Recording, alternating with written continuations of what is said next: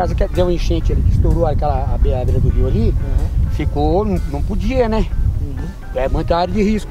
As cavas, algumas cavas, né, que a gente tem aqui, nessa região aqui do vale, elas chegam a ter 30 metros de profundidade. Se continuasse aquele processo de exploração de areia aqui em São José dos Campos, hoje não teríamos banhado e com certeza as margens do rio Paraíba, do rio Jaguari, estariam totalmente desfiguradas. Porque qual que seria a recuperação correta? Tampar, né?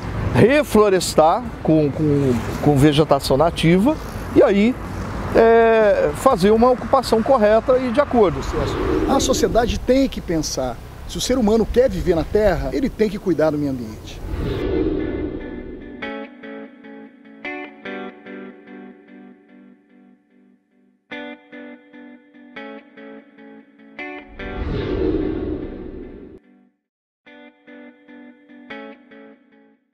A mineração no Vale do Paraíba começou em 1949, com o declínio da extração nos rios Tietê e Pinheiros. A extração se expandiu para o trecho do Rio Paraíba do Sul, em São José, na década de 1950. O Rio Paraíba do Sul nasce na Serra da Bocaina.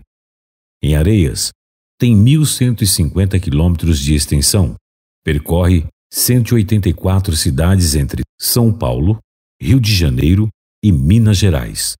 Suas águas abastecem mais de 14 milhões de pessoas, sendo responsável pelo abastecimento de 80% da população fluminense. A partir da década de 1970, a mineração de areia passou a ser mais mecanizada e atingiu também a várzea do Rio Paraíba em Caçapava e Taubaté. A construção das barragens de Paraibuna em 1978, Paraitinga em 1977 e Jaguari em 1973, fez com que a vazão do rio fosse artificialmente controlada, diminuindo o aporte de sedimentos no rio, tendo como consequência a substituição gradativa da extração pelo sistema de cava submersa, a partir de 1973. A exploração de areia pelo sistema de cavas é ainda mais danosa do que a retira de areia do leito. Esse modelo de exploração cresceu muito na década de 1990, atingindo Tremembé e Pinda. Um decreto de 1989 que obriga a apresentação de um plano de recuperação para a área degradada nunca teve efeito. Mineradores invadem áreas de agricultura, de produção de arroz. Há descumprimento das obrigações tributárias. Sobra sonegação no setor, fraude e crimes contra a ordem tributária. Há também descumprimento da legislação trabalhista. A extração desenfreada de areia do leito do Rio Paraíba do Sul já obrigou a Companhia de Saneamento Básico a fazer uma barragem no curso d'água para recuperar a altura da captação, para que não faltasse o abastecimento de água. A lei proíbe a mineração em áreas de preservação permanente imposta pelo Código Florestal, por resoluções da Secretaria Estadual do Meio Ambiente, entre outras legislações ambientais. Contudo, não existe fiscalização e impera a impunidade para os crimes ambientais. Existe um passivo ambiental e fiscal gigantesco pela extração de areia no Vale do Paraíba. Isso aqui era nossa plano, lindo, cheio de árvore, olaria. Tinha um porto de areia, o Rio Paraíba passa ali. Agora tá esse buracão feio dos dois lados, ó. Esse era um porto, isso aqui era um porto também. É triste, vai fazer o quê? É a obrigação de quem minerou era dar área recuperada, pelo menos. Na época que eu vim pra cá, tinha uma média de uns 14 portos de areia. Descendo mais para baixo, que o buraco não é só aqui não. Você descendo aqui para baixo, você vai ver mais buraco ainda.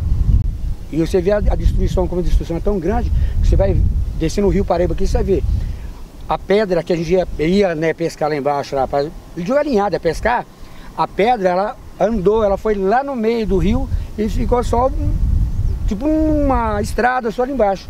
Esse é o famoso Rio Paraíba que desce de Santa Branca, Salesópolis, tal, desce aqui para baixo. Esse é a beira do Rio Paraíba. Há nas várzeas do Rio Paraíba do Sul 230 cavas abandonadas com área de 2.400 hectares, equivalente a 2.400 campos de futebol. O Estado de São Paulo precisa fazer a revisão do zoneamento minerário e disciplinar o uso futuro da mineração no Vale. Estamos há 20 anos sem revisão do zoneamento minerário. A licença para a permissão da extração de areia, ela é uma licença que é dada pela CETESB, né? Mediante uma solicitação pelo areeiro ou pelo interessado, pelo proprietário da área, mas a grande maioria das áreas de extração de areia aqui no Vale do Paraíba, ela se inicia por uma autorização da prefeitura e muitas vezes sem qualquer licença da CETESB.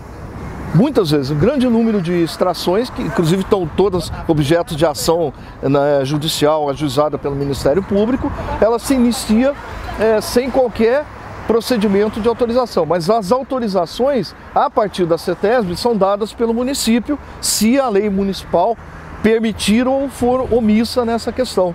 E agora os caras estão usando uma outra técnica, né? Eles pegam e começam a ampliar aquela cava abandonada, porque assim, a cava de areia ela é estabelecida num perímetro que ele tem autorização de lavra, e essa autorização de lavra é expedida pelo Ministério de Minas e Energia, né? Então, o que eles fazem normalmente? Eles pedem uma licença de pesquisa, né? E aí dizem qual é o perímetro que eles vão explorar, e aí eles, em vez de fazer a pesquisa, eles fazem a extração de areia.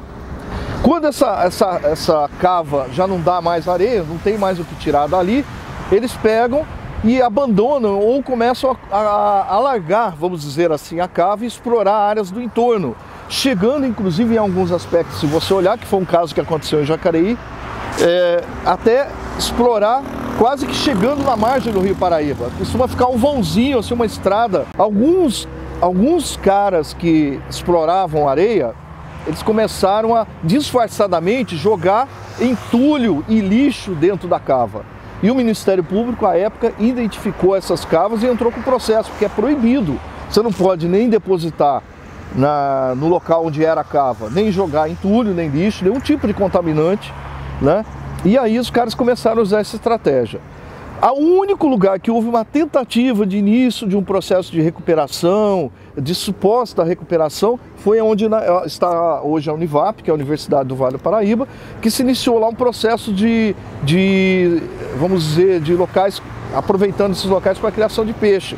Mesmo assim, teve problema com contaminação de metal pesado, porque fica restos de metais pesados nesses lugares, né, porque eles usam produtos químicos para fazer esse processo de extração, combustível, né, porque os equipamentos e máquinas despejam combustível nesses locais, e a recuperação não ocorreu. As outras cidades optaram por manter a liberação, dizendo que criaram uma legislação, algumas como Jacareí, Caçapava criaram uma legislação própria, dizendo que com essa legislação eles controlariam melhor a extração e a recuperação da extração de areia, das cavas nesses locais, ou a mitigação.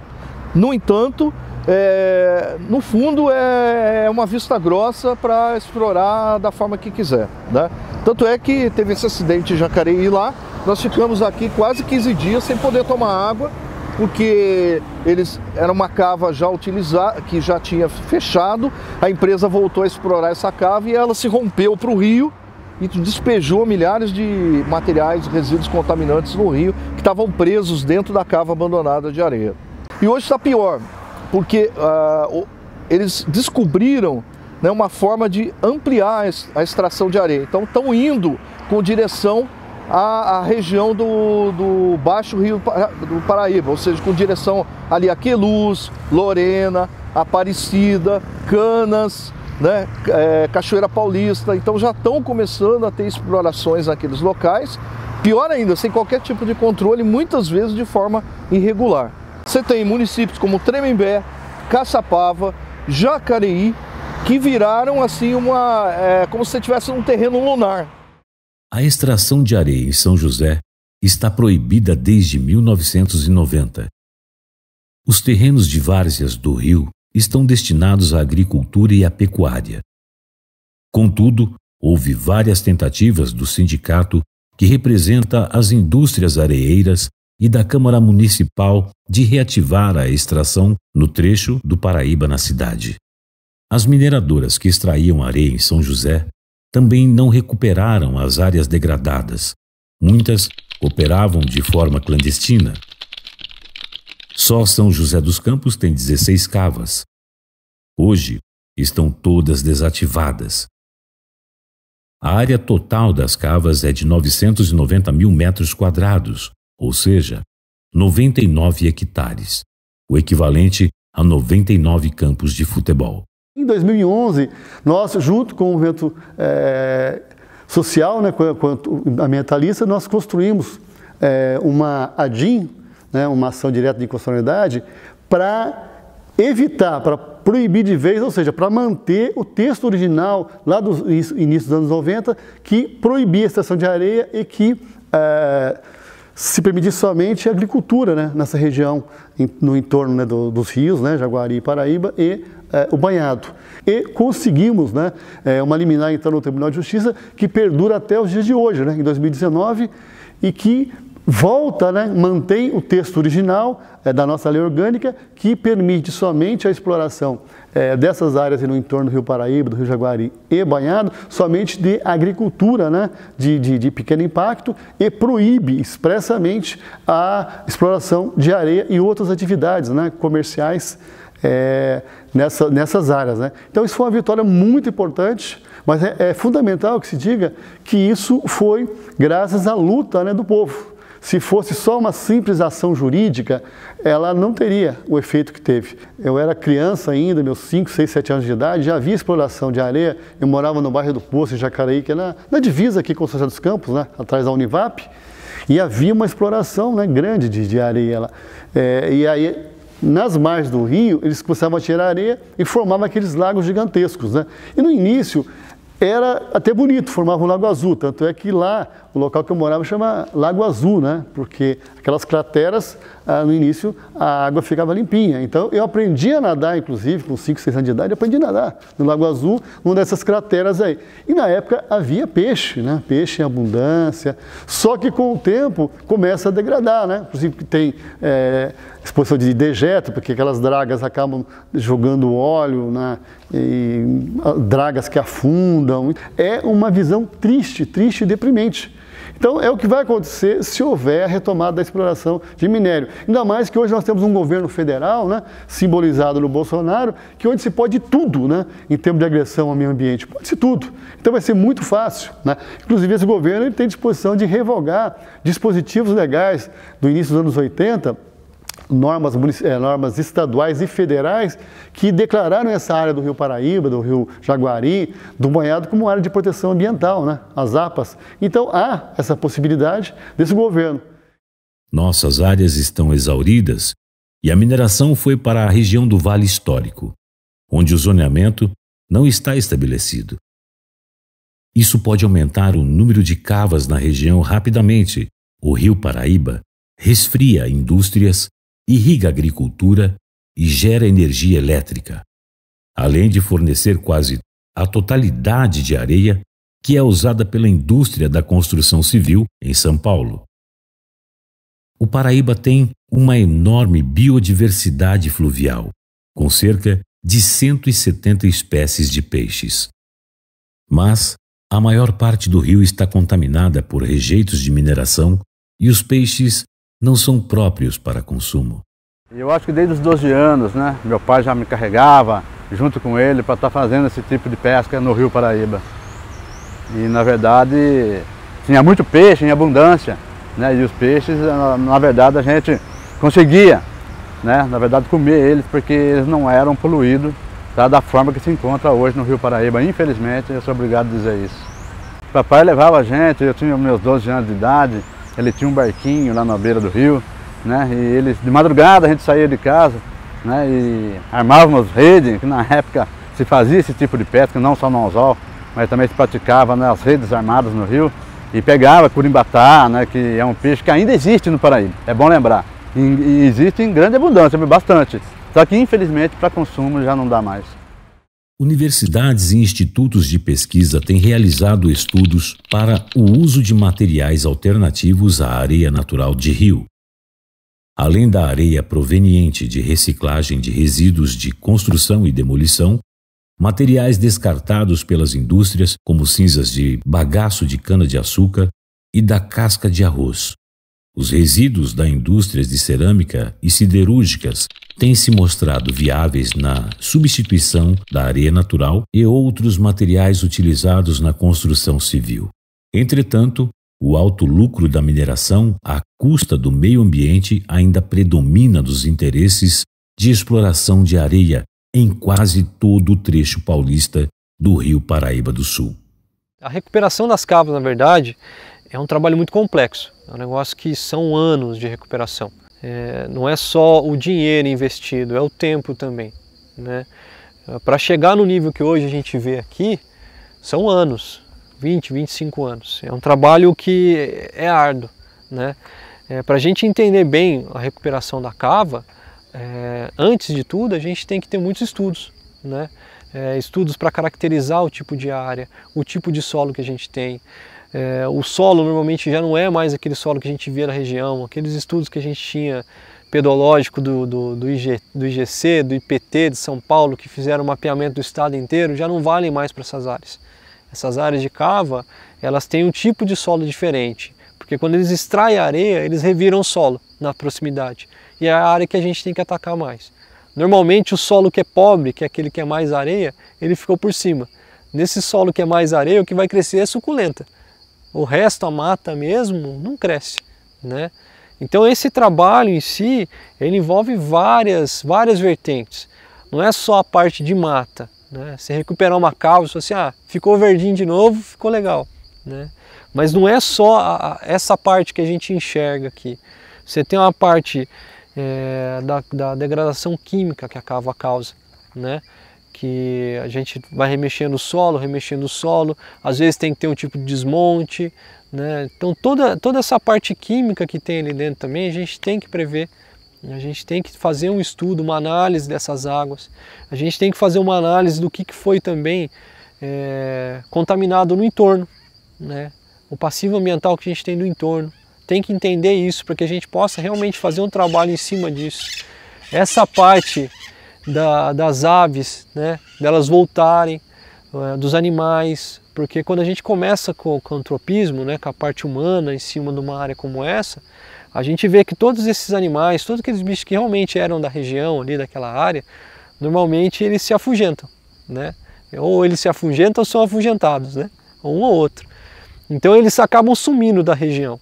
E para a gente ter o retorno deles é algo muito complicado, porque você tem que ter uma conectividade onde eles estão. Então esse trabalho aqui é algo muito maior, né? Você fazer a recuperação de uma cava de areia não é vou plantar 1000 árvores e pronto, acabou. Multipliquei o tamanho da área que eu impactei, vou plantar as árvores que nem está escrito na SMA, que a CETESB pede e pronto. Não é bem assim, né? É um estudo que envolve muita gente, muito tempo, né? E a gente queria que fosse com menos dinheiro. Então nas áreas onde você tem mais matéria orgânica, você acaba tendo mais dessas forrageiras por cima da água. Só que o problema dessa mata, né, dessa vegetação, é que ela vai impactando não só na recuperação da cava, porque a cava ela precisa do sol, do nutriente, né, do que vem também, e também precisa ter a sobrevida dela ali embaixo. Esse tipo de vegetação ele sufoca, né, como se ele fosse sufocando. Se a gente vê numa represa que gera energia, por exemplo, quando chega esse tipo de, quando passa, né, esse tipo de vegetação para as turbinas, ela acaba impactando nas turbinas a geração de energia, porque ela vai parar uma turbina dessa. Ela enrola dentro da turbina e para, né, ela entope cano a tubulação que você está captando a água. Então se ela já faz isso que a gente criou, imagina para o natural dela, né? Se a gente tem uma cava muito antropizada, né, com esse tipo de vegetação, você não tem vida embaixo dela. Parte do projeto de recuperação de área degradada que foi proposto é colocar peixe dentro da cava. Tudo bem, é uma parte, mas que horas você vai colocar esse peixe? Colocou ele, tudo bem, se ele não tiver alimento, morre, né? Como a cava ela está limpa, não tem nada dentro dela, não tem nenhum tipo de matéria orgânica que o peixe possa comer, nenhum tipo de alga, nada que tem ali dentro, porque ela estava passando por um processo de extração, o peixe vai morrer. A não ser que você fique jogando ração, que nem você faz em tanque de criação, né? Você fica jogando ração, ração, ração. Aqui na Univap a gente tem essa parte, o pessoal jogando ração, né? Colocando ração para os peixes mesmo, até eles ganharem corpo. Às vezes a gente não vê a comunicação da cava com o Rio Paraíba por cima, né?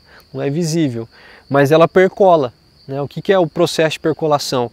É quando ele vai passando por baixo do solo. Como ele é um solo muito poroso nessa área do Rio Paraíba, né, esse solo aluvial, ele é um solo que ele permite um caminhamento de água ou de qualquer outro tipo de contaminante muito mais fácil por baixo do solo, né? É como se você tivesse uma esponjona, você pega, vai encharcando ela, né? Uma hora ou outra ela vai começar a vazar na sua mão para o outro lado. É como se fosse esse solo aluvial daqui. Então, esse tipo de material, eu acho sinceramente muito arriscado você jogar um entulho, né? Eu trabalhei com resíduo da construção civil em São José e é muito complicado você falar assim, vou só jogar o entulho. Você segregou esse entulho? É entulho? Você fez algum tipo de preparação para jogar ele ali? A maioria não faz, né? Junta entulho classe A, B, C e D, que é contaminante também, né? E joga tudo lá dentro. Então se de repente eu jogar uma carga de entulho muito grande ali, na primeira chuva que vier e fizer uma pressão em cima desse entulho que é mais pesado, né, é mais denso do que a areia ali, vai empurrar tudo para dentro do rio. Vamos ter um problema mais para frente.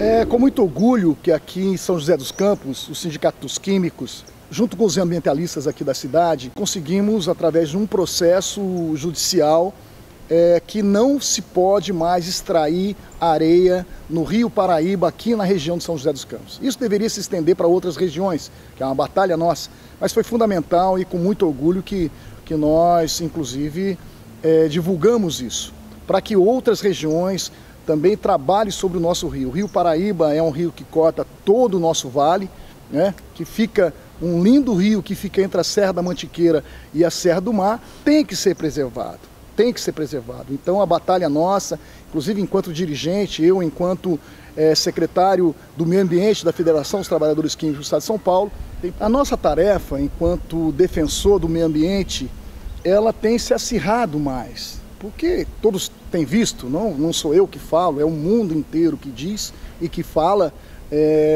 do nosso governo. É um governo que tem um secretário de meio ambiente que quer destruir o meio ambiente, né? Em nome do agronegócio, em nome da pecuária, né? Nós estamos vendo as queimadas no Centro-Oeste por dois motivos. Pelas queimadas criminosas, né? desses bandidos que querem cada vez mais lucrar, né? Aumentar os seus bilhões criando gado, e também pelo crime, né? não menos diferente da soja que invade, a plantação de soja que invade o Amazonas nas queimadas, destruição da mata.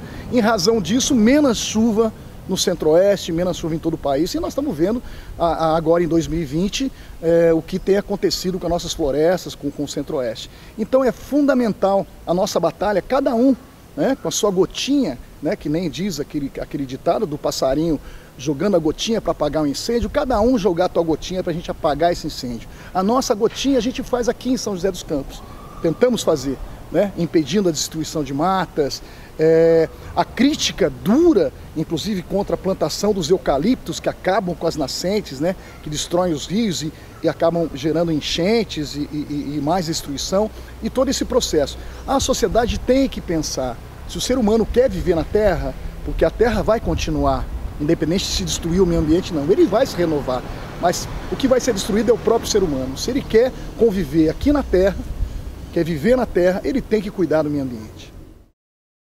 Rio em desespero. Calma. Calma, Rio Paraíba. Por favor, não se atire dessa ponte. Talvez não mais te desaponte. Perdoa nossa insensatez. Dê-nos mais uma chance. Quem sabe desta vez? Não para do Sul, Paraíba. Rio de nossa gente.